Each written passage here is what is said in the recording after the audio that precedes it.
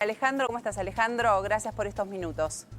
Al contrario, gracias a ustedes por llamarme. Buenas tardes. Bueno, ¿qué está pasando ahora en Córdoba? ¿Cuál es tu primera lectura? Bueno, a ver, creo que estamos viendo varias crisis en paralelo. Por un lado, la más evidente es la crisis del gobierno, la crisis de un gobierno que carece de las capacidades necesarias para responder a las demandas sociales, que llegó hasta aquí muy entusiasmado con sus propios éxitos. Básicamente la disminución de la inflación es el único, yo diría, resaltable, porque el gasto público, el equilibrio en el gasto público es muy ficticio. No se puede pensar que no hay déficit cuando el gasto público se contiene, entre otras cosas, reduciendo un 30% los ingresos de los jubilados o no haciendo obras públicas fundamentales. No hacer obra pública quiere decir consumir el capital existente, y la destrucción del capital es una desinversión nacional que antes o después se paga. Entonces no es la forma de llegar al equilibrio fiscal. ¿Pero qué ves en esta reunión de gobernadores? ¿Ves un armado de una tercera vía? ¿Ves un lanzamiento? Bueno, lo ¿Qué que ves? decía es, por un lado tenemos la crisis del gobierno, por otro lado tenemos, a pesar del resultado de la elección del domingo pasado, o justamente por ese resultado, una crisis de la que era la principal oposición. Entonces, cuando hay una crisis del oficialismo y una crisis de la principal oposición, se abre un espacio para que voces que estaban muy desplazadas por la polarización encuentren lugar en la sociedad, encuentren escucha. Quiero decir, quienes hasta hace no mucho tiempo creían que el gobierno podía conducir las cosas, no estaban en condiciones, ni tenían la voluntad ni la intención de atender a otros discursos, y quienes pensaban que el peronismo estaba muy unificado detrás de una dirección muy clara, tampoco tenían interés en escuchar a líderes del peronismo que no fueran los que habían conducido al movimiento hasta aquí. Y esa doble crisis no solo habilita, hace necesario que aparezcan nuevos discursos, nuevos líderes y nuevas propuestas políticas e intelectuales para la escena pública. Evidentemente, la crisis que atravesamos es la crisis de un gobierno que llega, diría, no por los méritos de sus dirigentes, ni por la bondad de sus ideas, sino por el fracaso de las experiencias anteriores. Sin duda. Cuando este gobierno entra en su propia ruta de fracaso, los anteriores están desacreditados por los que han producido, lo que hay es lugar para escuchar algo nuevo. Claro. Algo que no surja solamente de la oposición, de la confrontación de unos y otros, sino con algún nuevo planteo. ¿Serán estos gobernadores los que pueden traer nuevas ideas? ¿O son simplemente los que van a tomar un poco de un lado y un poco del otro? Los que van a decir equilibrio fiscal, como dice el actual oficialismo, pero con todos adentro, como dice la oposición tradicional. Es como que o van a ver, van a poder imaginar un modelo de desarrollo económico y social que sea a la vez sustentable, equilibrado, de largo plazo y con todos adentro. Van a poder diseñar ellos esta alternativa, y si la diseñan van a poder ponerse de acuerdo entre ellos acerca de quién la lidera, y una vez que hagan esto van a poder persuadir a la sociedad de que ese es el buen camino. son muchas preguntas que se abren, Alejandro, obviamente, pero evidentemente es el emergente de algo que está leyendo la política, de una ventana de oportunidad, si se quiere, para algunos, mientras la economía empieza a darnos señales que hasta la semana pasada no estaba mostrando, por lo menos de manera tan explícita para quienes no estamos todos los días metidos en lo que es el devenir de la situación económica. Ignacio Olivera Dol, ahí te vemos, te saludamos. ¿Qué es lo que está pasando mientras Alejandro nos hace este primer panorama de lo que ocurre en la política? ¿Qué es lo que está pasando en la economía a partir de indicadores que empezamos a ver? Un dólar que parece haberse despertado, los bonos que parecen estar a la baja, las acciones que se caen. ¿Cuál es el panorama real y cómo nos afecta, Ignacio? Bueno, claramente en lo financiero lo que está dominando la mirada de todos los inversores es también lo político, ¿no? Que es un poco lo que estaban describiendo bien recién. Creo que el driver de hoy puede tener que ver con la reticencia de los gobernadores, digamos, a sumarse en algún apoyo en este momento de dificultad del gobierno, los que está poniendo muy nerviosos a los inversores, es lo que explica buena parte de la caída que estamos viendo, un desplome en los bonos argentinos hoy, que sorprendió mucho.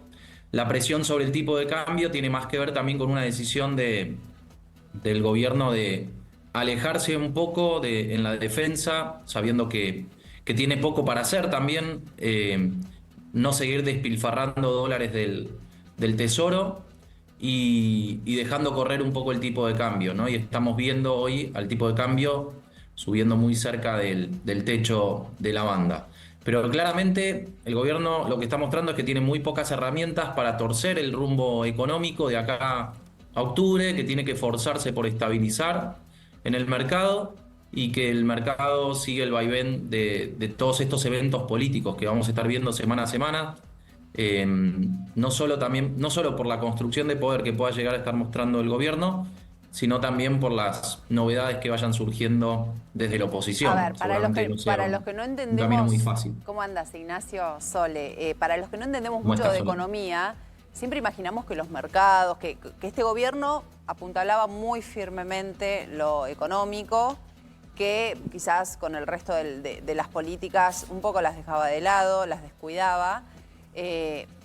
Y pensamos que no dependía tanto de coyuntura así tan fina. O sea, el hecho de que se reúnan en Córdoba los gobernadores, que haya declaraciones como acá no hay ningún puente, se hacen las cosas bien o no cuentan con nosotros, ¿esto hace que se derrumben todas las acciones? ¿Es así de lineal? Sí, porque buena parte de este programa económico estaba mostrando muchas falencias, ¿no? En las semanas previas a la elección, en los meses previos, y se ordenaba en la medida en que electoralmente al gobierno le fuera bien, porque había muchos desequilibrios que se iban a solucionar en la medida en que el gobierno, una vez ganadas las elecciones, captara buen apoyo como para avanzar sobre la solución de estos desequilibrios, sobre las reformas estructurales que necesita Argentina. Dado que eso no pasó, entonces la mirada de los inversores se ubicó sobre la performance que puede llegar a mostrar el gobierno en octubre. Y justamente, como tiene poco margen para recuperar desde el lado económico, toda la apuesta estaba enfocada en cómo iba el gobierno a construir estas alianzas o estos apoyos para que la estrategia electoral fuera un poco mejor, ¿no? Bien. En la provincia de Buenos Aires, las dificultades quizá para hacer alianzas le jugaron también negativamente, más allá de que el gran dato fue todas estas complicaciones que se vieron en la actividad económica, ¿no? que claramente tuvieron un impacto muy negativo en las elecciones. Me imagino que del otro lado hay muchos que dicen, yo no entiendo nada de mercados, no me importa nada las acciones de YPF, me importa saber cómo va a seguir mi vida económicamente. ¿Cuándo este dólar que vemos ahí en la pizarra, 1.485, entendemos que el Nación cerró 1.460, ¿cuándo esto impacta en precios? Bueno, una novedad levemente positiva es que lo que estamos viendo es que no se traslada directamente una devaluación del peso a los precios domésticos. Eso veíamos siempre en la economía argentina, era inmediato, pero se daba siempre en contextos diferentes. Acá lo que está pasando es que buena parte no se traslada inmediatamente por la caída de la actividad, ¿no? Porque los comerciantes, los diferentes, exacto, no tienen espacio como para trasladar, no tienen una demanda que convalide los ajustes en los precios, ¿no? Y eso está mostrando que en realidad al final el principal problema económico que tiene que enfrentar el gobierno es la caída de la actividad y que falló la estrategia electoral de apostar a la baja de la inflación como principal bandera para ganar las elecciones, ¿no? Ahora, Alejandro, se da como una cuestión paradójica, ¿no? Donde la economía mira a la política, ve que el gobierno se debilita en las elecciones, pero al mismo tiempo, con ese debilitamiento aparecen nuevos actores de la política levantando la mano en un nuevo rol. Digo, estos gobernadores que dicen, bueno, si Milei perdió en las urnas y si la economía no está tan sólida como parecía, o por lo menos no hay un beneficio real para la gente como el gobierno pretendía plantear, eso también anima a los gobernadores y eso termina repercutiendo otra vez en la economía. Un par de cosas. La primera, en mi opinión, la economía nunca estuvo sólida. La apuesta del gobierno era una apuesta muy especulativa a un manejo financiero de la economía, pero no a una robustez de la actividad económica. El gobierno estuvo desde el inicio apostando simplemente a que con su cariz ideológico, con su sesgo ideológico, atrayera inversiones en algunos sectores que permitieran rápidamente producir divisas de exportación y terminar con el problema del sector externo que Argentina enfrenta recurrentemente, y pensaban que con eso se iban a solucionar los desequilibrios que provocan crisis en las finanzas públicas y que la sociedad se tenía que arreglar como pudiera. Naturalmente eso no funcionó, no llegaron las inversiones que se esperaban o en el volumen en que se esperaban o con la velocidad con que se esperaban, y lo que quedó es un gobierno sin ideas ni económicas ni políticas, porque ahí voy a hacer mi segunda observación, un gobierno sin ideas que por tanto no puede, carece de recursos, pero de recursos no solo económicos, financieros o políticos, sino intelectuales, de recursos cognitivos, para entender qué es lo que ocurre en la realidad, cómo lo real toma formas concretas. Y aquí quiero hacer la segunda observación, y es, me parece que es un poco imprudente o insensato hablar de economía y hablar de política. Las sociedades viven en una dimensión que es la de la economía política. Quiero decir, no hay variables económicas que puedan funcionar independientemente de variables políticas y sociales. Es absurdo pensar que se pueden, teóricamente uno puede hacer modelos en los que determinadas proyecciones económicas producen cierto, pero el mundo real es un mundo en el que lo económico, lo político y lo social no se pueden disociar. Claro. El gobierno intentó disociarlo, pensó que si hacía un buen diseño financiero en su pizarrón, el mundo se iba a adecuar a eso, y lo que no se adecuara tenía que padecer por incompetencia. Si alguien no podía generar más ingresos, era un problema suyo. Si alguien no puede proveerse la atención aún siendo discapacitado, es un problema suyo. La economía tenía una autonomía respecto de la política y de la sociedad en la fantasía del gobierno que manifiestamente no tiene, pero que sabemos que no tiene. Entonces hay un alto grado de irresponsabilidad en quienes pretenden separar, autonomizar la economía de la política y de la sociedad, y luego le echan la culpa a la sociedad por no reconocer los supuestos méritos de la economía. Como hizo Sturzenegger cuando dice, hacemos todo bien y no nos votan, y cuando otra persona se en redes dicen, se lo merecen, eso es lo que quieren. Claro. Quiero decir, hay un problema muy serio de comprensión del mundo, no de comprensión de la economía. ¿Se entiende? Cuando analizamos el perfil intelectual y psicológico del presidente, esto es manifiesto. No es una persona con ideas del mundo, es una persona que tiene un dogma económico, se atuvo a él, es incapaz de moverse. Una parte, quiero decir, el 40% de la Argentina vive en la provincia de Buenos Aires y el 70% de la provincia de Buenos Aires le dijo que no está de acuerdo con lo que hace. Y a los 3 días veta una ley que es una ley de altísima sensibilidad, dado que afecta a una población vulnerable que fue estafada por las sospechas de corrupción asociadas con los recursos atribuidos a ella.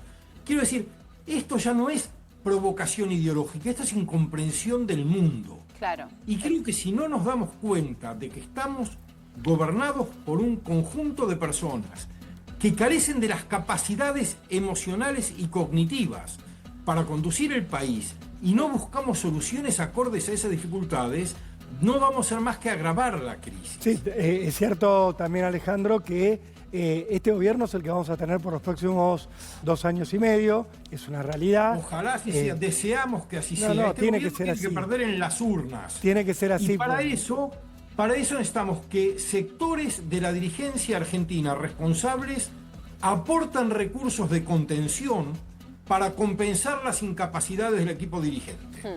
Necesitamos que sectores vinculados a este gobierno se hagan cargo de resolver lo básico para que el gobierno continúe, sabiendo que las fragilidades que tiene para gobernar son inmensas. Yo me pregunto, Sí, perdón, Rolo, me pregunto por esto que acabamos de escuchar cuando comenzaba el programa, que repasamos un poco las declaraciones de Maximiliano Puyaro, que él decía: queremos un equilibrio fiscal, pero con la gente adentro.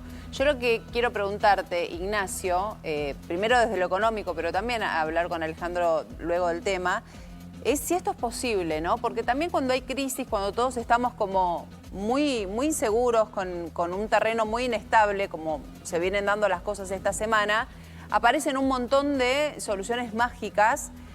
Yo entiendo, por lo menos por lo que he escuchado a Milei y a Caputo durante todo este tiempo, que si se acataban algunas necesidades se rompía el equilibrio fiscal. Eso es de lo poco que, no sabiendo mucho de economía, uno entiende claramente. Sí.